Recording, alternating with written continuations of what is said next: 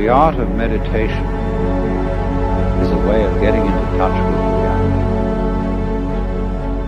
The reason for it is that most civilized people are out of touch with reality because they confuse the world as it is with the world as they think about it, talk about it, and describe it.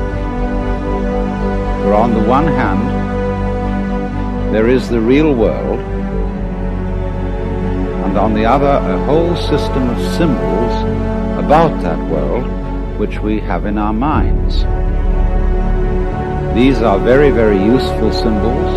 All civilization depends on them. But like all good things, they have their disadvantages. And the principal disadvantage of symbols is that we confuse them with reality, just as we confuse money with actual wealth. And our names about ourselves, our ideas of ourselves, our images of ourselves, with ourselves. Now, of course, reality, from a philosopher's point of view, is a dangerous word. The philosopher will ask me, what do I mean by reality? Am I talking about the physical world of nature? Or am I talking about a spiritual world? Or what? To that I have a very simple answer. When we talk about the material world, that is actually a philosophical concept. So in the same way, if I say that reality is spiritual, that's also a philosophical concept. And reality itself is not a concept. Reality is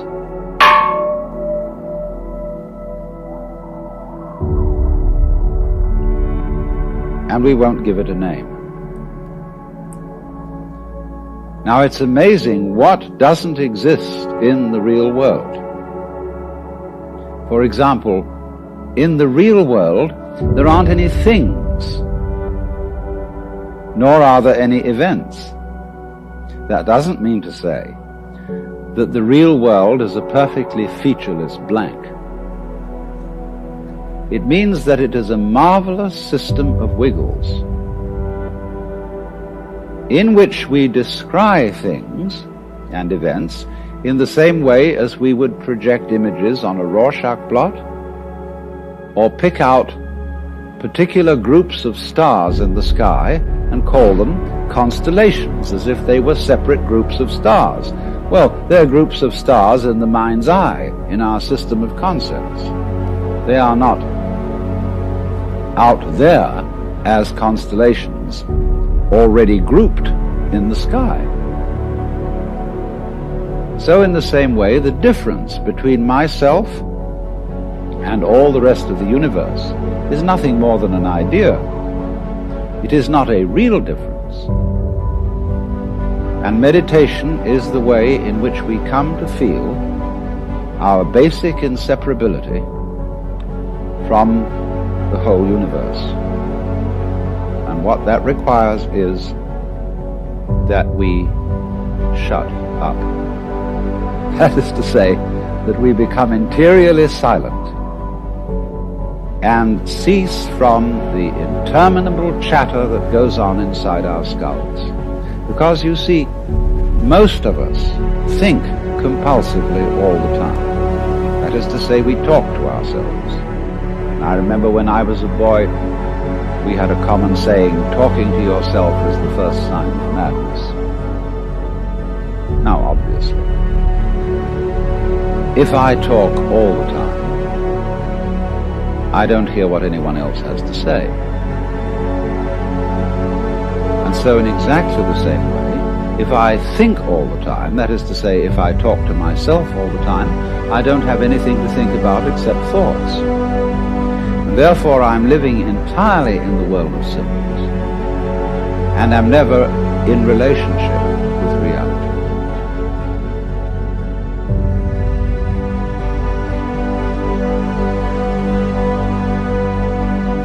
All right, now that's the first basic reason for meditation. But there is another sense, and this is going to be a little bit more difficult to understand, why we could say that meditation doesn't have a reason or doesn't have a purpose. And in this respect, it's unlike almost all other things that we do, except perhaps making music and dancing. Because when we make music, we don't do it in order to reach a certain point, such as the end of the composition. If that were the purpose of music, to get to the end of the piece, then obviously the fastest players would be the best. And so likewise, when we are dancing, we are not aiming to arrive at a particular place on the floor, as we would be if we were taking a journey. When we dance, the journey itself is the point. When we play music, the playing itself is the point. And exactly the same thing is true of meditation. Meditation is the discovery that the point of life is always arrived at in the immediate moment. And therefore, if you meditate for an ulterior motive, that is to say, to improve your mind, to improve your character, to be more efficient in life, you've got your eye on the future and you are not meditating. Because the future is a concept. It doesn't exist. As the proverb says, tomorrow never comes. There is no such thing as tomorrow. There never will be, because time is always now.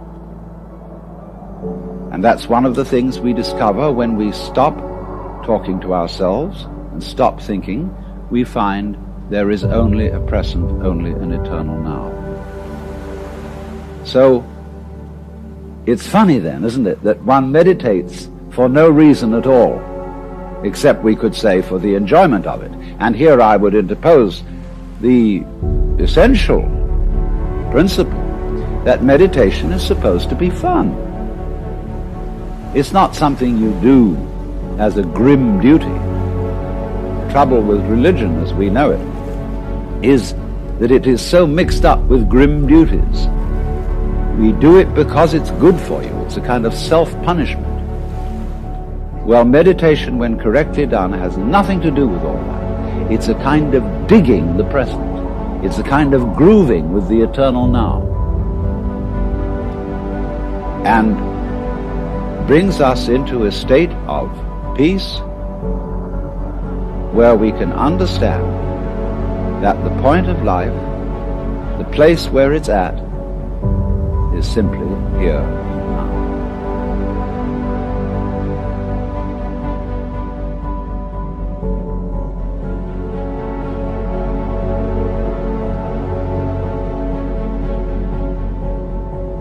We have been brought up to experience ourselves as isolated centers of awareness and action, placed in a world that is not us, that is foreign, alien, other, which we confront.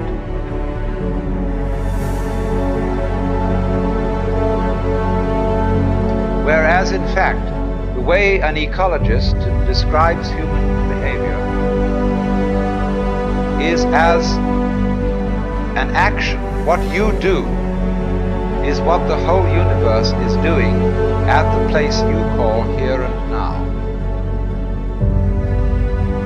You are something the whole universe is doing in the same way that a wave is something that the whole ocean is doing. This is not what you might call a fatalistic or deterministic idea. You see, you might be a fatalist if you think that you are a sort of puppet which life pushes around. You are separate from life, but life dominates you. That's fatalism.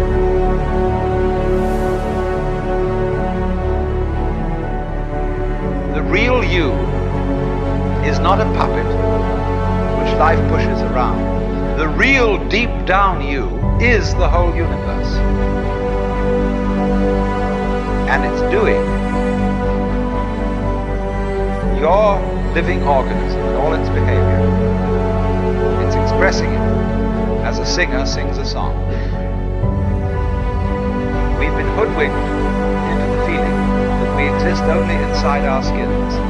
That is a hallucination. It's just as nutty as anybody could be, like a fruitcake, you know, who thinks he's Napoleon or something or other. Thinks he's a poached egg and goes around finding a piece of toast to sit on. It's just like that, a hallucination. We need to experience ourselves in such a way that we could say that our real body is not just what's inside the skin, but our whole total external environment. Because if we don't experience ourselves that way, we mistreat our environment. We treat it as an enemy. We try to beat it into submission. And if we do that, comes disaster. We exploit the world we live in. We don't treat it with love and gentleness and respect. We cut down millions of acres of forests to turn it into newspaper, of all things. Lovely trees turned into information about nothing. And we don't replace them properly. We kick the world around in revenge for feeling that really we are puppets which the world kicks around. We need a new kind of consciousness in which every individual becomes aware that his real self is not just his conscious ego. You know, let's take a headlight of a car. The headlight shines on the road in front. The headlight does not shine on the wire which connects it with its own battery. So in a way, the headlight is unaware of how it shines. And in the same way, we are unaware of the sources of our consciousness. We don't know how we know. There was a young man who said, though, it seems that I know that I know. What I would like to see is the I that knows me when I know that I know that I know. And so we are ignorant of, we ignore. It doesn't come within the scope of our attention how it is that we manage to be conscious. How it is that we manage to grow our hair, to shape our bones, to beat our heart, and to secrete all the necessary fluids that we need from our glands. We do it, but we don't know how we do it. Because you see, underneath the superficial self, which pays attention to this and that, there is another self, more really us than I. And if you become aware of that unknown self, the more you become aware of it, the more you realize that it is inseparably connected with everything else that there is. That you are a function of this total galaxy, bounded by the Milky Way, and that furthermore this galaxy is a function of all other galaxies. That vast thing you see far off telescopes. Look. One day you're going to wake up and say, why, that's me. Because most of us consider ourselves as chauffeurs inside our bodies, which we own in the same way as you own a car. And when it goes wrong, you take it to the mechanic to fix it. You don't really identify with your body, just as you don't really identify with your car. So here is this whole theory of nature, which has grown up in the West as an artifact, something made. Now let me take a second theory of nature. This is an Indian theory, East Indian. Nature not as an artifact but as drama. Basic to all Hindu thought is the idea that the world is Maya. That is a Sanskrit word which means many things. It means magic, illusion, art, play. All the world's a stage. And in the Hindu idea, there is the ultimate reality of the universe, is the self, which they call Brahman or Atman. That's what there is. The self, universal, eternal, boundless, indescribable. And everything that happens, happens on the self. Like you say, it's on me. The drinks tonight are on me. Or like we say, when you hear the radio, it's on the speaker. You see, everything you hear on the radio, flutes, drums, human voices, traffic noises, any imaginable sound, all those sounds are vibrations of the diaphragm in the speaker. The radio doesn't tell you that. The announcer doesn't come on and say every morning, "Good morning, ladies and gentlemen, this is KQED. The following sounds that you are going to hear are vibrations of the diaphragm in your speaker." And they're not really human voices or musical instruments, but just that. They never let you in on that. And in exactly the same way, the universe doesn't let you in on the truth that all sense experiences are vibrations of the self. Not just yourself, but the self. All of us share this self in common because it is pretending to be all of us.